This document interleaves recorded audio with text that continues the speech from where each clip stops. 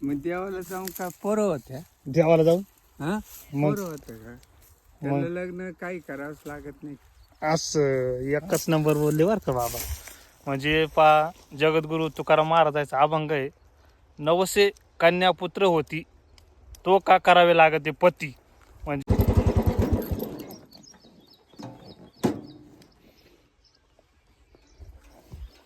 राहुल म्हातारी कुठं जायला होते नेमकी?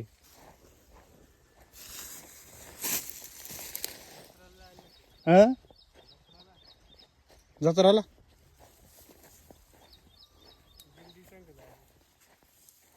कधी खराच बिरात बरोबर तर नव्हतं ना म्हातार बाबा आपलं जेलमध्ये. भरोसाच नाही राहिला हो म्हाताऱ्या माणसाचा. 60-60 वर्ष वय झालं पण ते एकदम नवतारनेवानी करून राहिले. का हो बाबा, माहिती आहे तुम्हाला तो खरात माहिती आहे? नाही हो. नाही माहिती? टीव्ही बिव्ही नाही पाहते ना तुम्ही? नाही ती का तो सिन्नर मधला. हो.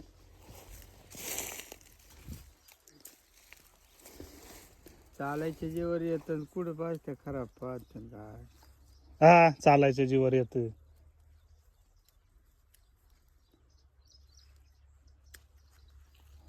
तुम्हाला माहिती आहे खरात बाबा, माहिती आहे तुम्हाला. तुम्ही हसू राहिले, तुमच्याच वयाचा आहे तो. पाहिलं का एवढं काय म्हणते? अहो तो नाही का, काही बाळाला पोर बाळ होत नसले का औषध द्यायचं तो मस्तपैकी. आपण नाही देते कोणाला औषध. नाही तुम्ही नाही देते तो विषय नाही, मूत पाजायचा बाळाला पोरं व्हायसाठी. मजा आहे तुमची. माझी आमची नाही हो, माझ्या म्हाताऱ्या माणसाची. फार नाशिक जिल्ह्याचं नाव बदनाम झालं माहिती का या. का मग तेच त्या खरात मुळे.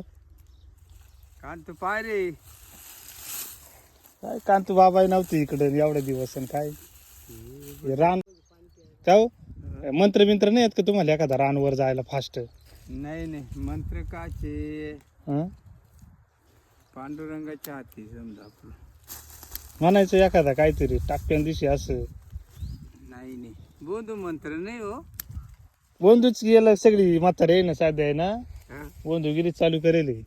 बोधू मंत्र नाही ते. आपल्याला कष्टानं होईल तेच करायचं, कष्टानं होईल तेच खायचं. असं आहे का?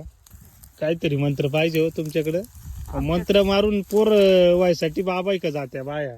मग बायाकडे जाते मग लग्न काला करता बा असं.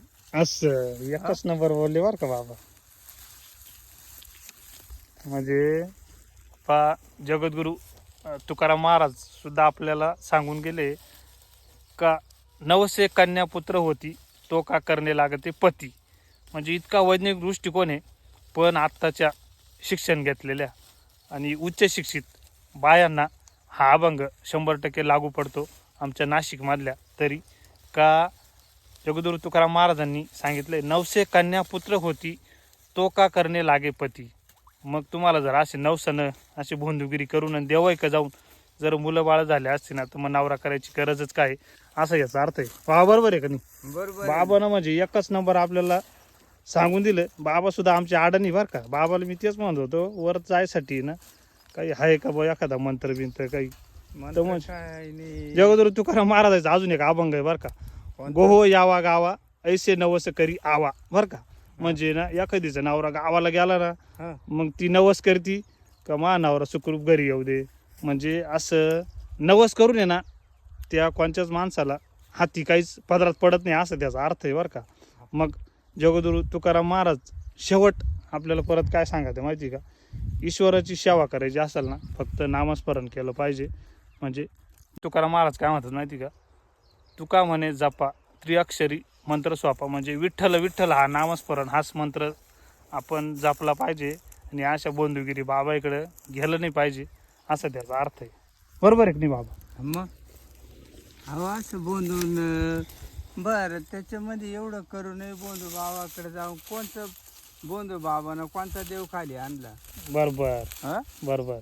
अहो जे ना देव खाली आणला तो तो वेगळा राहिला. त्याच्या खाली आपण पोट भरतो.